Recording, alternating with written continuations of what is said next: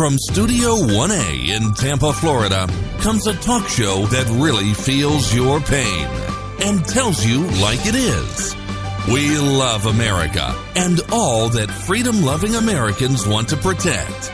Live from coast to coast and on your radio, it's For the People with Keith Allen. We'll help you survive this thing called life. We're for the people. Whatever your source of stress or strife, for the people is there. Hello, Mr. and Mrs. America. I am Keith Allen, and proudly welcoming you to this Tuesday's edition of For the People on an October the 3rd, 2017. I don't know about you, but I am kind of numb. Now, there are a lot of Americans that are just saying, look, we've seen way too much of this type of thing, maybe not to quite the degree or the spectacle that this has become, but shootings, no doubt, seem to be on the increase. Now, I want to make something pretty clear here. In America, there are a lot of bad things that happen in this country, unfortunately. Luckily that there's more good things than bad, but Chicago, look at the death toll in Chicago. People want to rush immediately. Hillary Clinton, we're going to talk about her and what she has to say, and several to the left trying to push blame on the NRA. And for those who value our freedoms, such as our Second Amendment and so many other of our rights that we have, but trying to push blame on where blame really doesn't belong, to be quite honest with you. But we'll have that discussion this hour. My point is that there are thousands of people that have died in Chicago. Thousands. Now, there were 59. That's terrible. There's 500 plus that are injured. That's terrible. Innocent people. But in Chicago, what is being done? Where is the left regarding this? There's no outcry. Where is the push to Obama? Where is the push for those that say that they care about people, care about minorities? Where is the push in the inner cities to really make a difference to stop the killings in Chicago? And the answer is there's none. Folks, this is the lunacy of the left. It seems like they wait for the moment like this to be able to, again, have the spotlight, to give them some kind of purpose behind the microphone, behind the bank of cameras, to serve them and their agenda. And meanwhile, they stand behind the protection of the guns that they say they're against. Did you hear what I'm saying? They stand behind the protection of the guns that they oppose. It protects them. And folks, it protects you. And also protected Stephen Paddock. Now, all of us in this country are trying to figure out as to why. And you know, the fact of the matter is, right now, day two, we may never really know what caused him to do such a heinous, despicable, deplorable act of violence into a crowd of 22,000 people just enjoying a concert.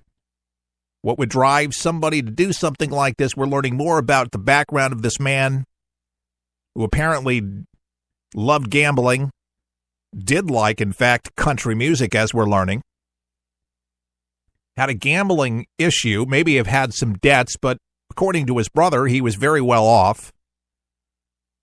He was a multi-millionaire, had 2 homes. They've searched the homes, and boy, they did find a lot of ammunitions, guns, gun safes.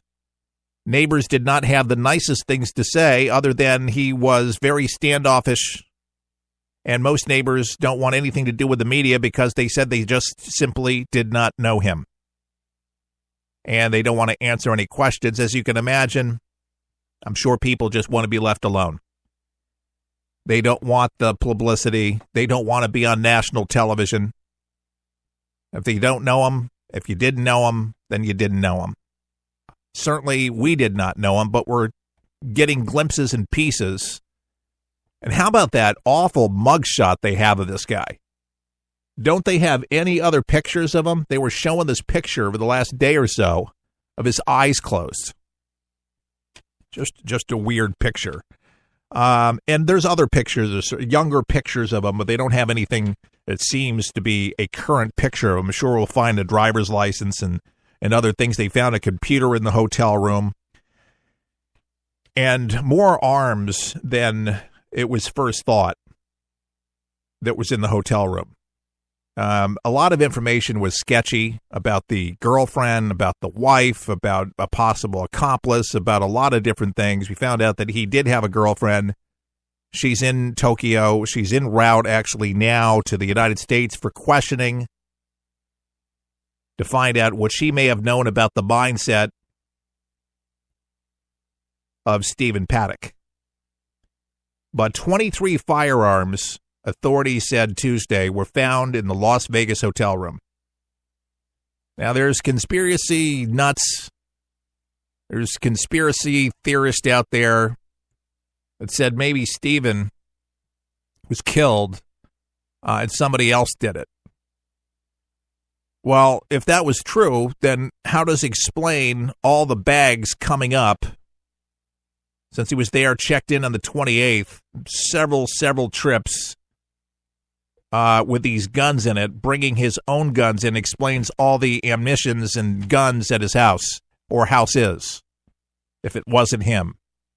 Clearly, he checked into the room. Clearly, they see multiple trips up the elevator to the room with the gun, with the bags. They know that this guy brought in the guns. It was Stephen Paddock. What authorities are trying to zero in on is, how did he get the training? How did he know to pick this floor? How did he know not to use a silencer? Of course, the left is rushing in saying, well, Hillary Clinton, if we would have had silencers, he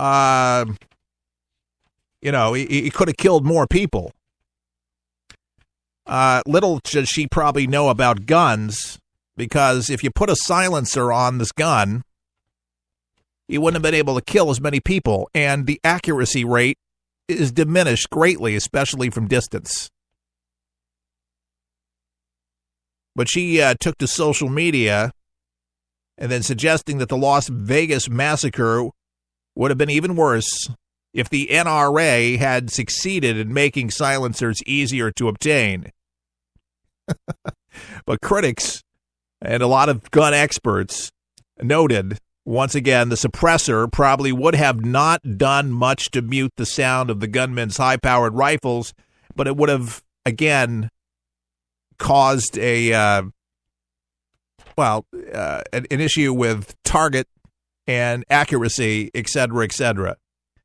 But again, this is the left. This is their best attempt, and Hillary touting the book, trying to make probably another run in 2020, trying to make herself legitimate on the world scene for such a critical time right now, and the worst massacre in U.S. history, trying to make herself relevant here in politics to give herself a voice.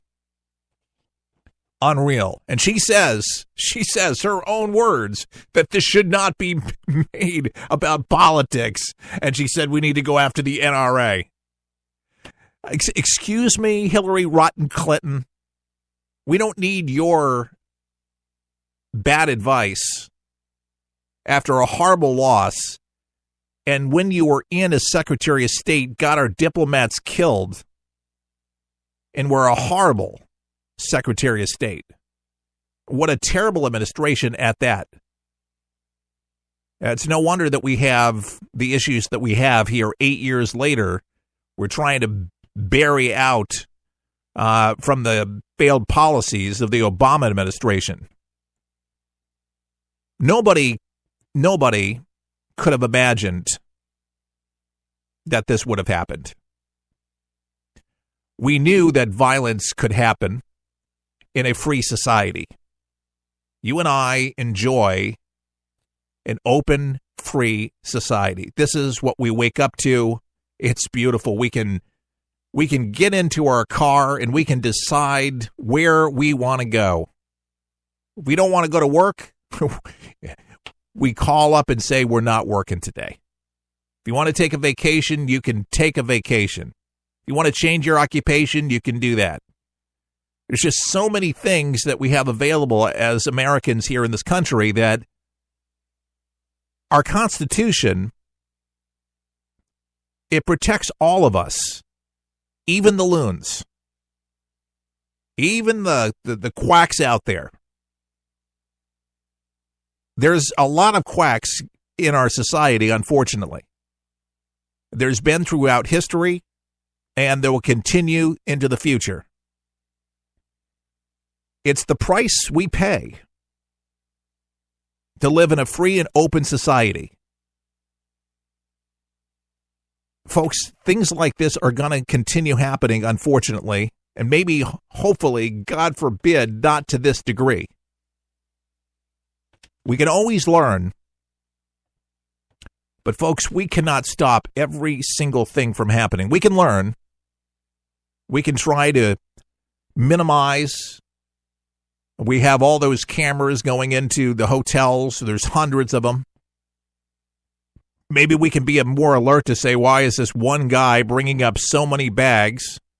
Why did the man ask for that hotel room that very day? But then that's Las Vegas for you. People have lucky numbers, and maybe they just assume that it was his lucky number.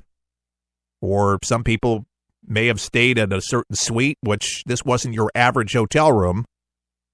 This was a 2-room suite, gigantic, and this guy had money, and he stayed there since the 28th. He's been there before. It's not so uncommon. People are making a big deal out of it. He returned.